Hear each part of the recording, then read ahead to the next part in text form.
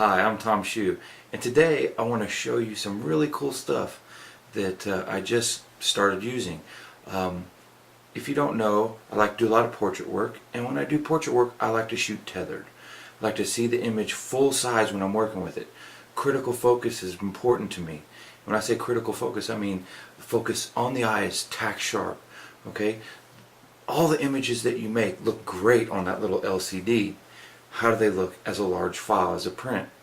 Well, I'm here to tell you, when you work with a laptop like this, you can see the images in full size just like you were when you're editing them. And if there's any problems, you can address it right in the studio. So I'm going to show you some of the new tools that I use as of today that are making my life a little bit easier. Okay, first of all, we're just set up with the 5D Mark III. It's on a tripod. We're shooting a mannequin, Viola, as she's affectionately known to a lot of my students that have seen her before. And right here we're on a tether table Arrow, which is a really nice table. They're kind of expensive, but they're pretty nice. And the piece of software that I'm using new is called Capture One. Capture One makes it so easy to tether because it's just plug and play. You plug your camera in and it just works. So I just plug the camera in and I can come over to this tab here that's going to allow me to deal with capture. Okay, so if I just hit capture button here, the image comes right in to Capture One and it's a beautiful day. Okay, there's some things you can do inside of here that I have yet to see in other tethering software. Like example, if I want to go into live view mode, for example, say I'm doing product photography or even in portrait work, I can control the camera's focus from here. So let's throw it out of focus pretty good. If you look at this monitor, you can see here that it's completely out of focus. We'll bring this up in full size. Okay, so you can see it's completely out of focus. Well, there's like rough controls and and fine controls, so we can just focus right on in rough and then we can bring it in. If we need to zoom in, we can zoom it to 100% if we want to, and then over here we can grab the loop and move over in the image to check our eyes. Okay, right now we're showing at 67%. That means we're out of focus. Let's move in. This is kind of like barely bumping it, and this will bring it in.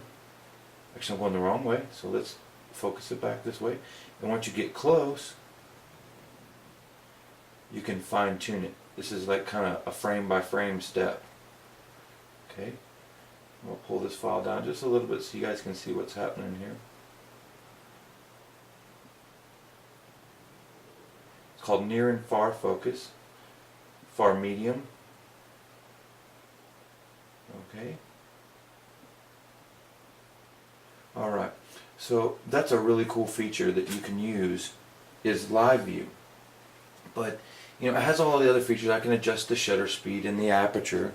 However, it does something else that is pretty neat and no one else is doing it.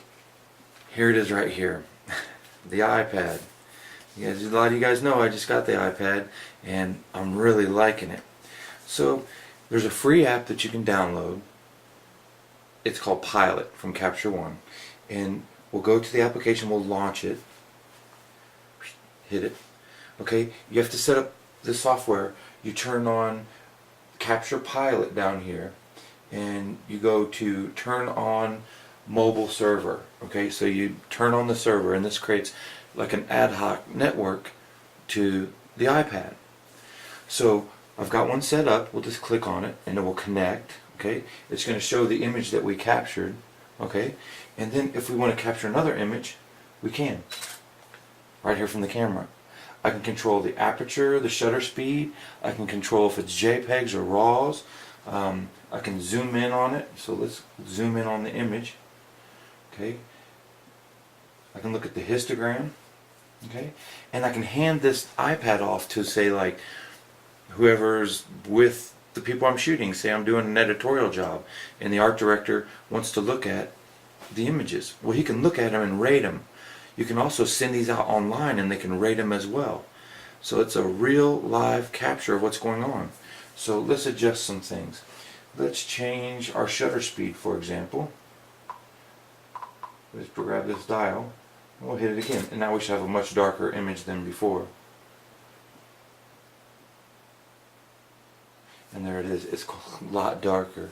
Okay, we don't want to do that, so let's bring our shutter speed back to 1/25th, and maybe we'll stop down to f2.2. We'll take a shot, and then we'll come up on the iPad. It takes a second to come in full view. These are pretty big files, but it doesn't take that long because it's a wireless network. It runs through your router or whatever access point. A cool thing is, if you don't have a router, you can buy these battery powered or USB powered access points for around $30, and you can set up your own network without a router, and you can work with your iPad or iPhone.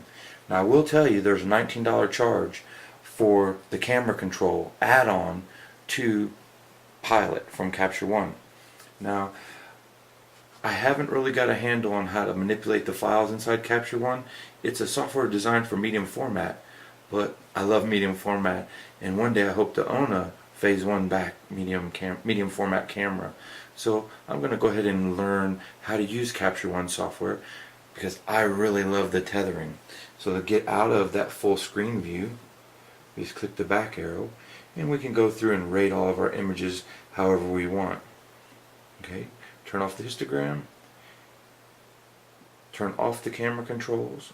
We can move these camera controls around if we want, if it's in the way. It's just a really great piece of software. And the software is free. You only pay for the camera controls. Well, there you have it. Wireless tethering and capture with an iPad. I want to thank you all for taking time to visit my blog today. Until next time, we'll see you soon.